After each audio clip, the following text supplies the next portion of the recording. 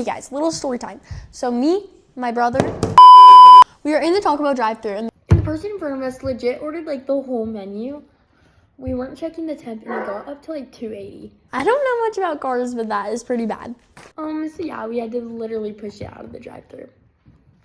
We're just three middle-aged dads trying to escape the daily grind by chasing adventure. We are Midlife Recon. And we're back. We're going to be doing something a little bit different today on the channel. I know we haven't done this before, but my son and I are actually big into classic Chevrolets, worked on cars over the years, not a mechanic by any means. We just like to tinker. Anyway, this is his 1979 Chevrolet K20. Why don't you tell him what happened? So, I was in the Taco Bell drive-thru, wasn't paying attention to the temp, and she overheated. It's 207 degrees out here, and you call the police on the sun. I had to shut her off, and now she won't start, so. Let's figure this thing out.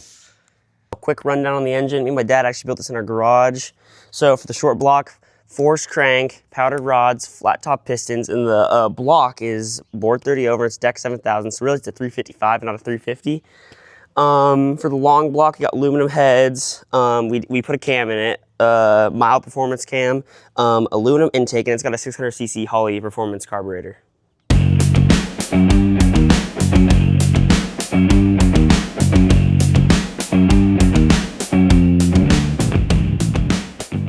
So since this thing got a little hot, we thought first thing we're gonna do is check our fuel, because without fuel, we got no bang bang, we got no fire. So why are we gonna check that fuel first?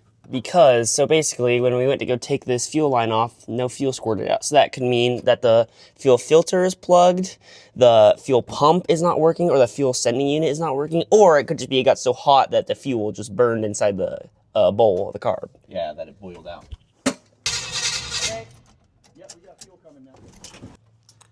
So what we know at this point is we're getting fuel out of the tank. So the pickup's working, the pump seems to be working, the filter, assumingly is not plugged up. Now that we know that we're getting fuel up to the carburetor, we went ahead and swapped out that solid fuel filter for a clear plastic one. That way we can see if fuel's getting up there, so we can eliminate those other steps that we just had to do if in the future if there's any issues. Went ahead and threw a little heat shield right here. Since Hudson said it did overheat a little bit before she shut down, obviously my main concern is that we have an issue with the blown head gasket. However, we look down in here and the fluid, I don't know if you're gonna be able to see that, looks nice and clear for the most part. It's some Dex Cool, so it's kind of orange. So it looks like we need to, we need to richen it up a little bit. She's way down here at the -12 plus 10, and we want it to be up in here. All right, let's go. Big win, she's running, we're getting fuel up there. So it's looking like, very likely, just the fuel boiled out of that carburetor due to the heat, but obviously that's a symptom of the overheating. So we're gonna try to track down why she's overheating. So I'm gonna check the vehicle timing. Sometimes if the timing is too far advanced, it'll cause a little extra heat. So we're gonna throw a little timing light on this. Pop quiz time. Which distributor hold down is better? The OEM one on the left or the fancy expensive chrome one on the right? If you pick the one on the right, you're wrong, just like I was. I quickly figured out that no matter how hard you crank this thing down, the distributor could still move and slip timing.